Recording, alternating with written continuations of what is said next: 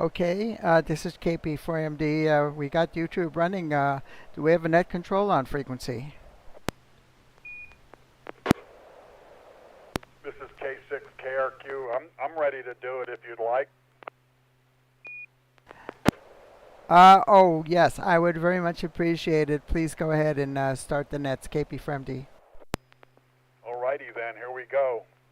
Good evening. This is Bill, K6KRQ, your net control operator for the River City Arcs Slow Scan TV net. This net serves for training and practice in image transmission modes and meets Wednesday nights at 9 p.m. on the N6NA repeater on 441.3 megahertz. River City Arcs members and all licensed radio amateurs are welcome to participate. If you wish to join the net or need to make a call at any time, please announce your call sign between transmissions and net control will acknowledge you. If an emergency should arise and you need the repeater, please contact the net control by saying break, break. Is a interesting and another trip down memory lane. Thanks for that, Bob. Next, Stuart, N6DVM, are you ready for us? Yeah, I think so. This will be PD 120, and here we go, N6DVM.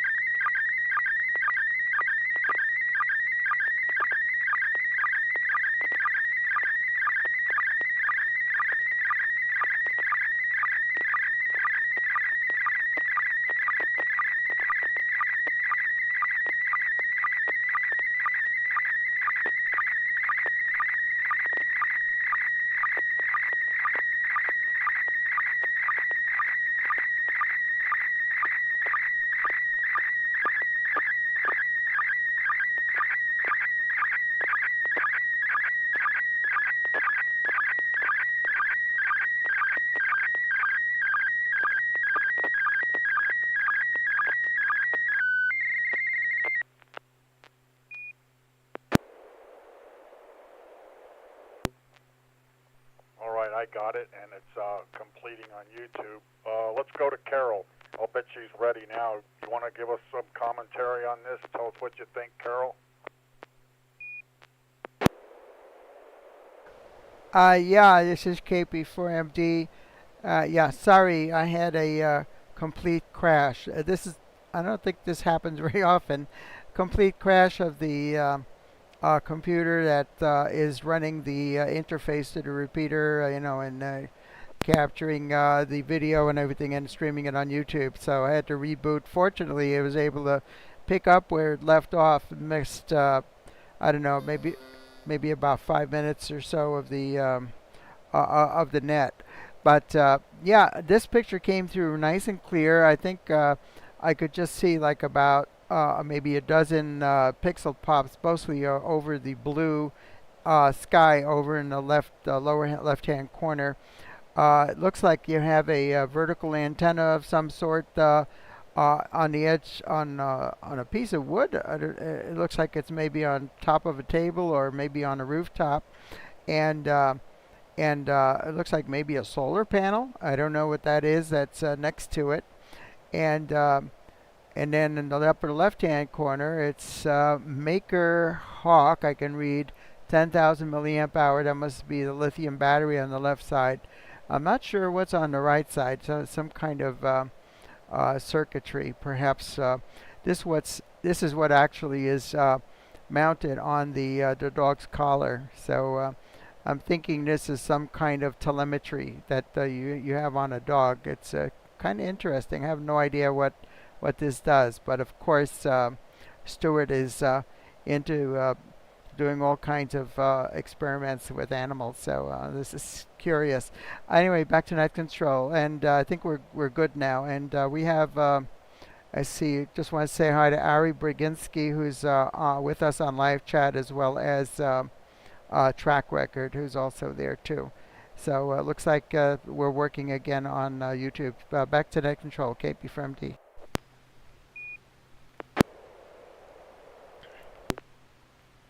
Track Record is me. That's one of my YouTube handles. This is Bill, K6KRQ. Let's see if Bill's got his gear up and running and wants to comment on this. Are you there, Bill?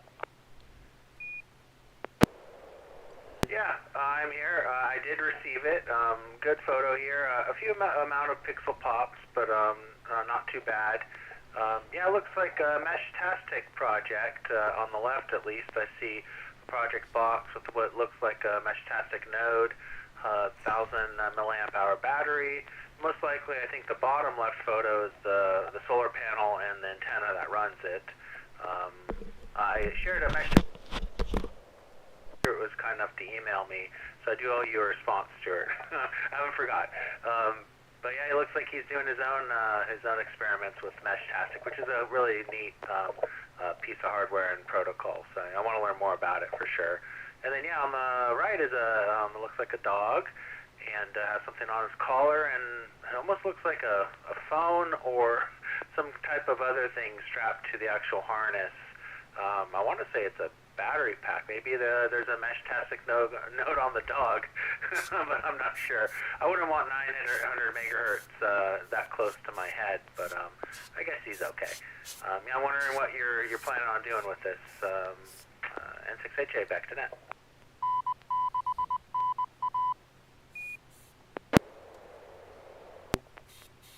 That was good commentary. By the way, although the picture I get on my computer has a little bit sharper lines, it looks a little bit better on YouTube.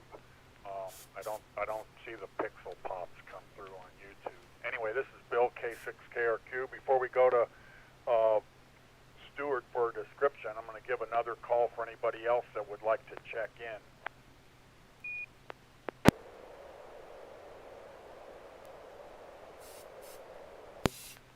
Nothing heard. Okay, Stuart, N6DVM, tell us about the project.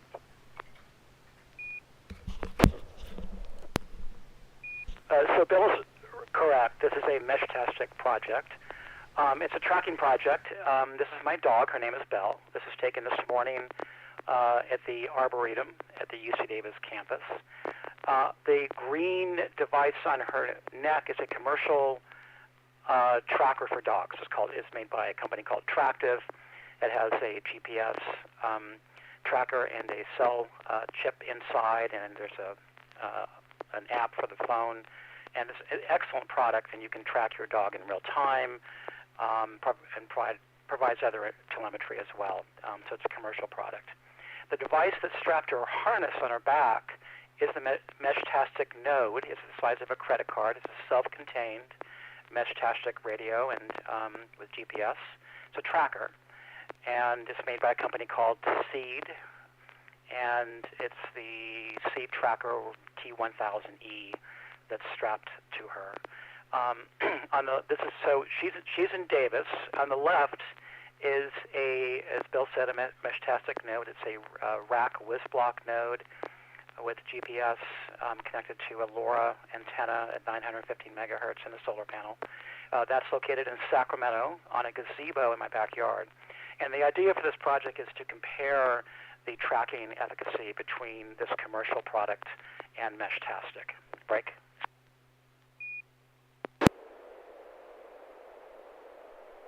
So I have about 6 radios, and I'm trying. They provide a little bit different functionality, Meshtastic radios, and I'm trying to understand the configuration and the features of these radios.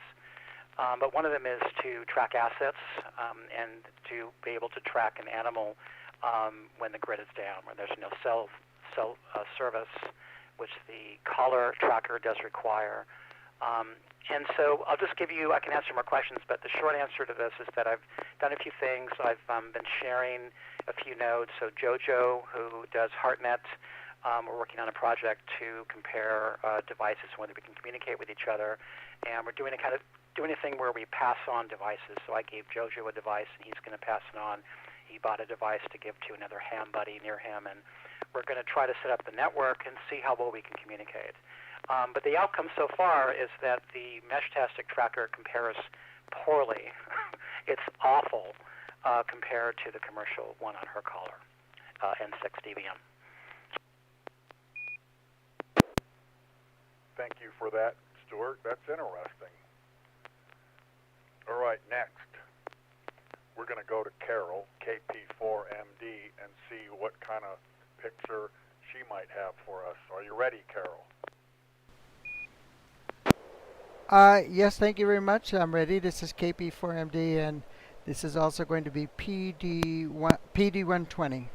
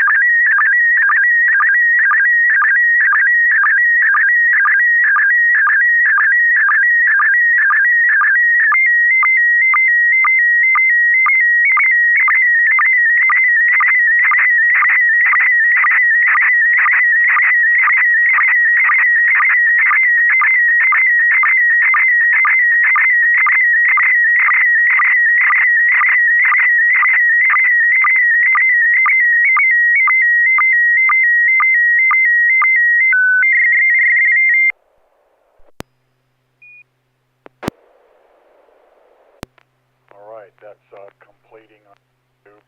Let's go to Bob, N6PGQ. It's your turn for commentary. Okay, well, there are quite a few pixel pops. You could hear it on the transmission. Here we have a picture of Carol pointing at a sign that says KP4MD amateur radio, and I can't tell what it says on the top of it. Down below the picture, is the doctor is in an amazing Carol, California, USA, February 25th, 2018. So there's some QSL cards on the wall, and this looks like it's in Carol's place at her shack. So N6 PGQ. Thanks, Bob. I was kind of wondering if it was Carol finding her card in somebody else's shack. But we're going to go to Stuart, N6DVM, and see what he's got to say. Go ahead, Stuart. I'm going to second you, Bill. I think that's the situation. I think Carol is at someone else's shack, and she's pointing to her QSL card. It's a great picture of you, Carol. It's a great picture. Yeah, it did come back. I just realized, of course, that the picture on YouTube is coming from your computer, and the one on my computer, of course, is not. So there are quite a few pixel pops. It's not bad. I love this. This is great. I'd like to hear more about it. N6DVM. Thank you, Stuart. Yeah, my computer got quite a few pixel pops, but the picture on YouTube looks excellent. But I still can't make out what it says above KP4MD. So, Carol, you're going to have to tell us all about this picture.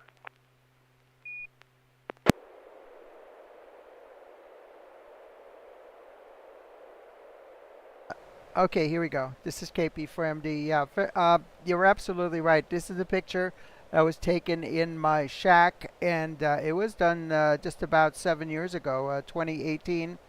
And you see part of my QSL collection. I have, wow, probably over 100 QSL cards up on the wall here behind my radios in my shack. Those of you who've come over here, you've seen these QSL cards, and a lot of these are from years ago because people nowadays don't do very much physical QSL cards, but it's quite a nice collection. It's only part of it. I have a lot of other cards in shoe boxes from over the years. What I'm pointing to there is actually it's not a QSL card. You see, it's a lot bigger than the normal size of a QSL card, but this was a needlepoint sign that was made by a ham radio operator in the Philippines named N6NA SSTV. Her call sign was DW3TRZ, and she is now a silent key, but she was a very, very sweet lady. And she reached out to a lot of the YLs around the world that she had got in contact with, and decided to make these signs for us. And that word above my call sign is Mabuhay. It's Mabuhay, which is a Filipino greeting. So it's a smaller font, of course, and that's why you can't see it that well. But that I did post that on there so she could see that I received it, because she asked us to send a picture of us showing her sign, and then she took that picture and put that labeling below the picture there, Amazing Carol, and the doctor is in. So that was very sweet of her. So she was a very, very sweet person, and quite active over there in the Philippines until she passed away, which was probably about 2 or 3 years ago. So back to you, Net Control, K6KRQ's KP4MD. Over. Thank you, Carol. That's quite a memory. This is Bill, K6KRQ. Oh, it looks like John Teagan has joined us on YouTube, and he says, well then, Mabuhay to you too. I guess Carol.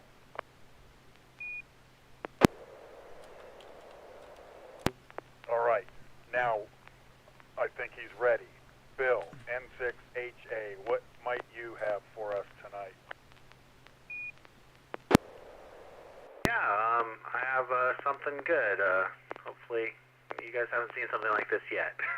Let me get a quick tone. Excellent. Okay, this is going to be PD 120 N6HA.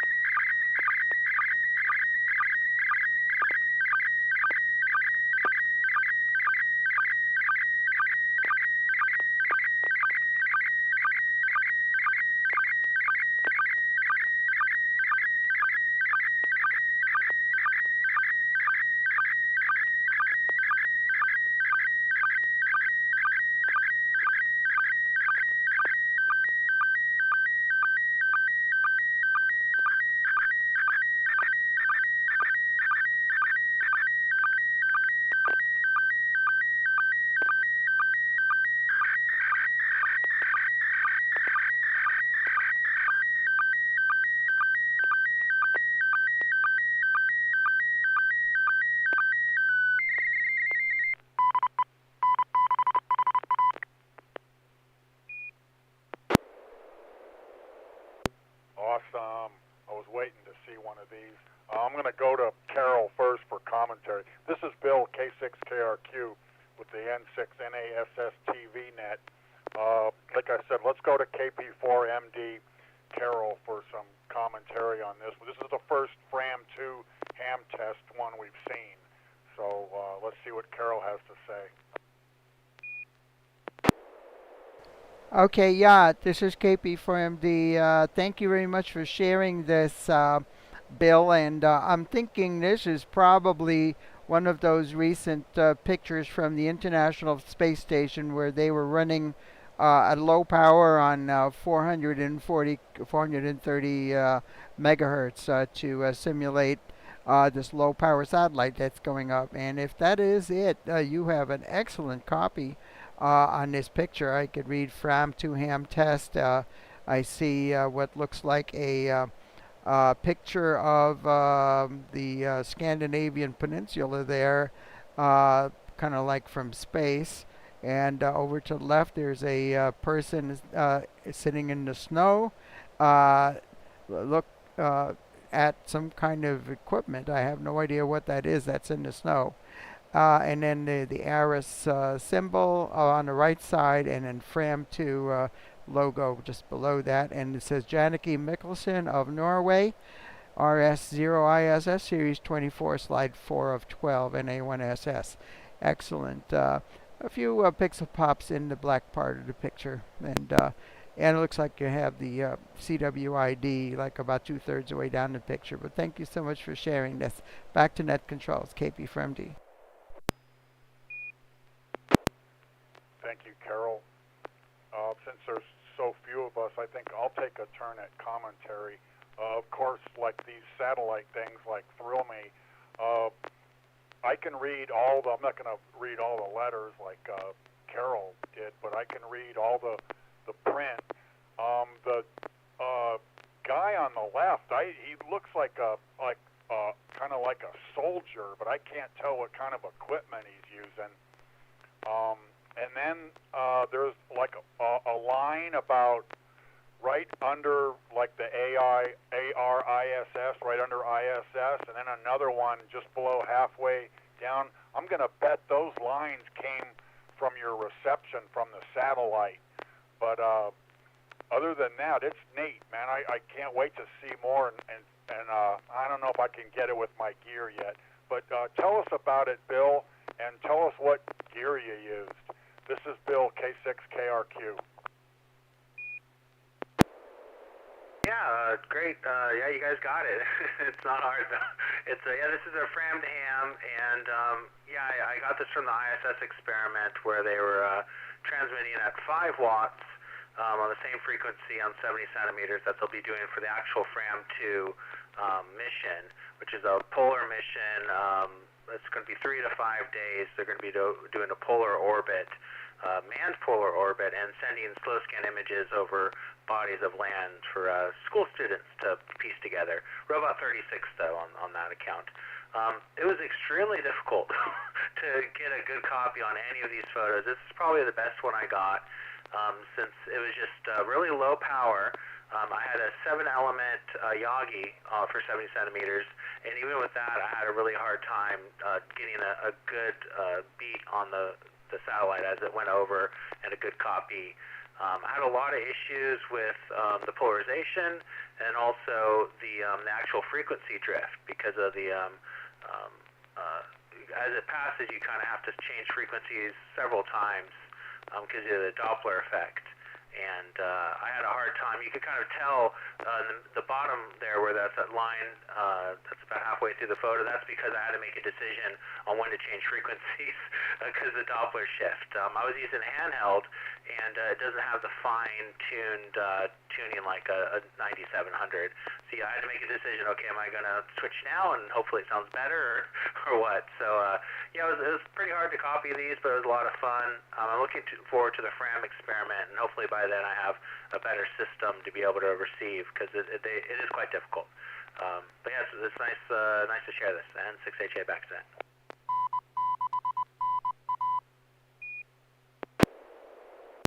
Righteous. That's excellent. Yeah, I don't know if I'm going to be able to get any unless I get some kind of portable gear by then. By the way, I don't see a launch date for that Fram 2 mission. It's to be determined. It's supposed to be quarter 2 of this year, so that would be between March and June. So we'll see what happens. All right, I'm going to take a turn now. This is Bill K6KRQ. I didn't take this picture. I got it from somewhere else, but I thought it was kind of cool, and it's like the cigarette machine. It's kind of a walk down memory lane. So here we go.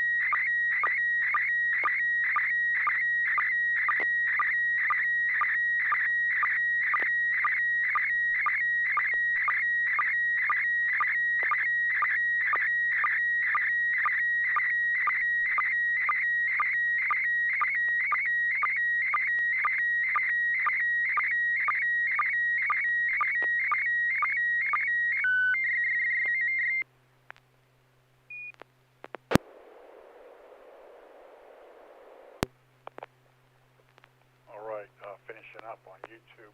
I'm going to go to the top again. N6PGQ, that would be Bob. What have you to say about this one I sent? Well, there is a walk down memory lane. We have Andy Gibb playing at the Riviera, Stardust, Circus Circus. It sure has changed. I think in the sign down there it says free circus acts. So I remember when they opened in Reno, but what the heck? Haven't seen that view for 25 plus years. Picture quality's good. Obviously no color, but very few pixel pops, and be interesting to know when this was taken. N6PGQ. Thanks for that. Stuart, N6DVM, what have you to say about this? Well, when it started, it was obviously a vintage image of Las Vegas. It's black and white. I believe I'm not a big fan of Las Vegas, but what I do know is I think the Riviera is no longer in existence. I'm not sure about the Stardust. I wanted to say this was probably in the 70s, but with Andy Gibb, I'm going to say this is in the 80s, mid-80s, perhaps. Not enough detail to see the cars to try to suss out what year it is as well, but it's an interesting image, and as usual, I'd love to know more about it. N6DVM. Thanks, Stuart. This is Bill, K6KRQ. I got this out of it. You were right. It's from the 80s. I got this. There was a outfit called the Las Vegas Advisor, and they used to always put I got it in email, a Las Vegas question of the day, and it would always have something about Vegas. Some of it was pretty interesting. Some of it was about gambling. Some of it was about the mob. Some of it was about sports. But every once in a while they put these pictures in. I thought it was cool. I've got a few of them. Like I said, this is from the 80s. I just snipped it off the computer, and I believe this is looking south on Las Vegas Boulevard, and I think the only thing still there is Circus Circus. Of course, that sign's not. They have a different one, I don't think, but everything else is gone, I believe. And I think the Riviera was like maybe the last to go. It was fairly recently. So anyway, that's the 411 on that picture. Let me let it drop. Comment. Go for it. I just looked up on Wikipedia, and Andy Gibb had a contract with the Riviera in 1984 and 1985, N6NA. And that would date proof positive the picture then, so very good. I think that show Solid Gold was a TV show then too. So anyway, that's like everybody's had a go round. It's about 12 minutes before the hour. Does anybody have any other photos, commentary, questions before I close the net? Another question. Go ahead, Stuart. Going back to the Fram to Ham, I didn't know about that until just tonight. That's fascinating. Regarding the Yagi antenna, are there motorized Yagi motorized devices that direct the Yagi like they do for telescopes? And if there are, has anyone used them in 6 dBm? I got just the guy for that. Bill, N6AJ, what do you have to say about that? Very good question. There's a lot of options for rotators for azimuth and elevation. The most popular one for a ham radio, at least, is the Yaesu line of rotators, the 5400. And you can also homebrew your own rotator. It's not too difficult. And there's a lot of software to be able to track the actual satellite with your rotator. And if you want to learn more, you could come to the club meeting on Tuesday, and I'll actually be touching that in one of the couple of slides, actually, on rotators. I do have a photo, though, that might be relevant to this if you guys are willing to see. It's early. If you got it queued up, let's see it.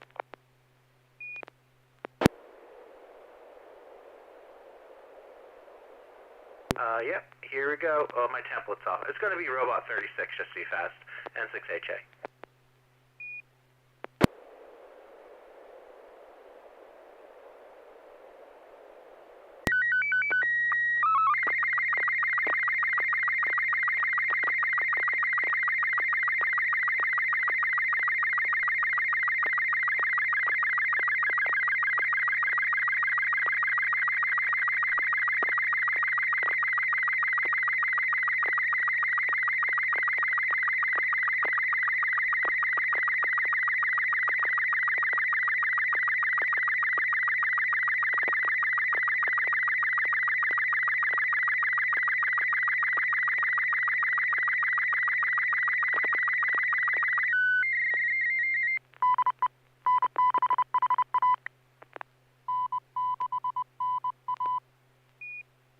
Man, that is fast. Like YouTube has a harder time keeping up with that one. I don't know, that kind of looks homemade. Let's go to Carol. Carol, what do you have to say about that?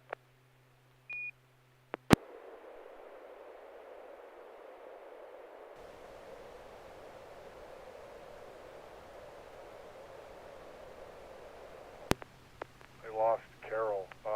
Anyway. want to go ahead and tell us about it? Did you make that yourself, Bill? Yeah, I did make this myself. At least I pieced the two rotators together in a meaningful way. So these are two Alliance U-100 rotators. They're antenna TV rotators. They're pretty vintage, but you could use a more modern TV rotator. And I'm using an ESP32 microcontroller to get an accelerometer and magnetometer to be able to actually aim the Yagi.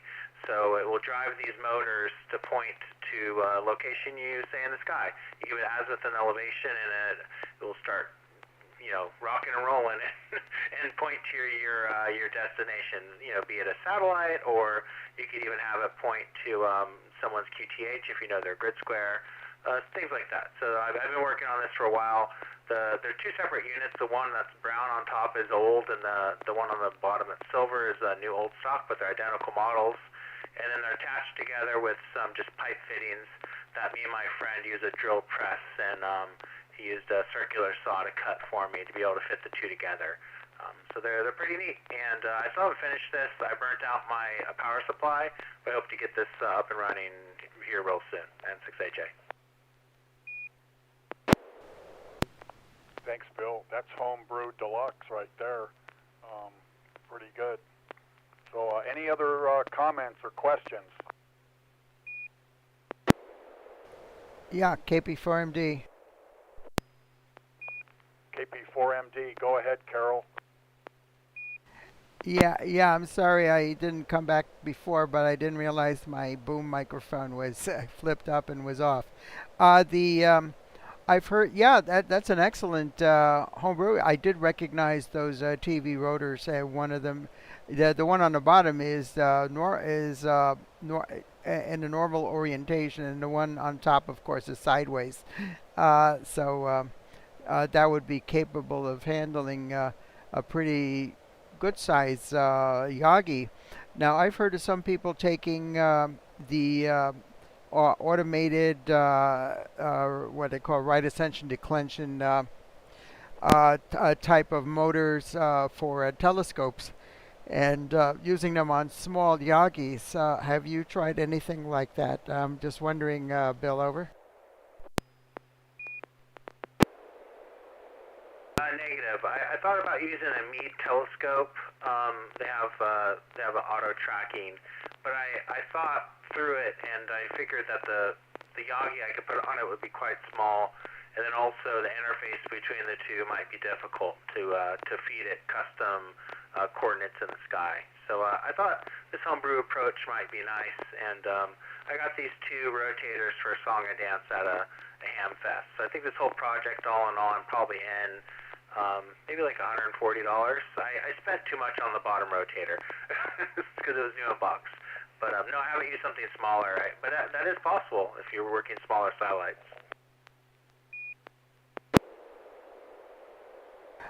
Yeah, okay, very good. Well,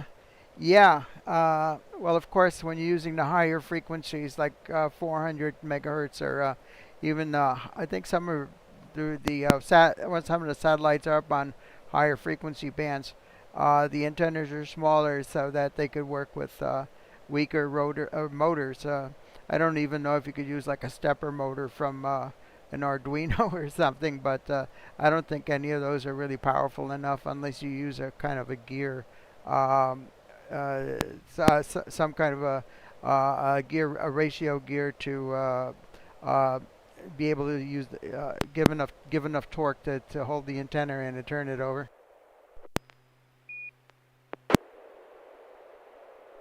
There's an Australian rotator that you could purchase for I think about $300. It's a kit, and one of the steps is you have to melt lead lures to create a counterweight for your antenna. So that's another option, is to add a counterweight. I can't remember the name of that Australian rotator, but it's fairly cheap. That's another option if you want to homebrew something. And I think they just use stepper motors, like you said. Okay, thank you. We have a comment here from live chat. Ari Brzezinski says, very cool and looking to do something similar. So thank you for sharing this and giving us a little preview of your talk coming up next week, KP4MD.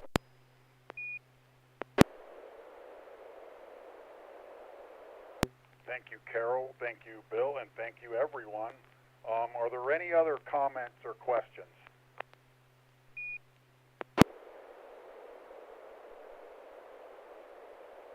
Okay, nothing heard. This is Bill, K6KRQ. I think I'll close it for tonight.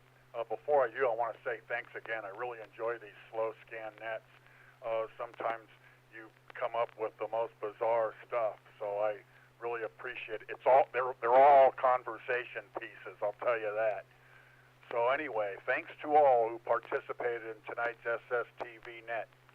We hope to see you again next Wednesday at 9 p.m. That includes our YouTube visitors. This net is officially closed at 9:57 p.m. Pacific time, since we broadcast on YouTube too. This is Bill, K6KRQ, wishing you all a good evening. 73, and thanks again.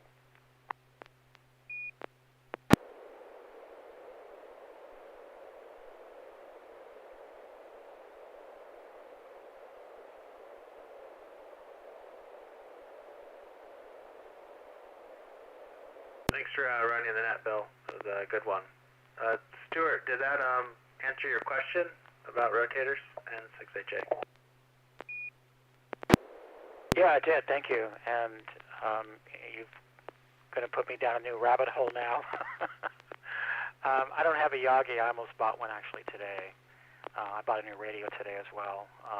That's another story. But I want to experiment with that, and for Yagi, not only for amateur radio, but also for Mesh-tastic. Okay, cool. Yeah, if you just want to do terrestrial stuff, a normal rotator is adequate. An azimuth elevation rotator might be overkill for just local comms, and most people just do a normal rotator. Well, maybe if I do this, I'll check in with you, and probably have questions about the software as well. Sure, let me know. That's kind of the hard part with a lot of these, even the AC rotators, is that they'll give you the rotator and a controller box, but then you need something to interface with it. And usually the output of them is actually just a voltage divider. So it's like a voltage between 0 and 5 volts. This kind of gives you where it's pointing. And you just need something to be able to decipher that. So it used to be that to get one of those software-controlled boxes for your computer, it's hundreds of dollars. But now there's a lot of options to use an Arduino or something similar to save some money. And honestly, it might be even more accurate. So you said you're using an ESP32 controller. Are people doing programming in Python, or what's going on with that?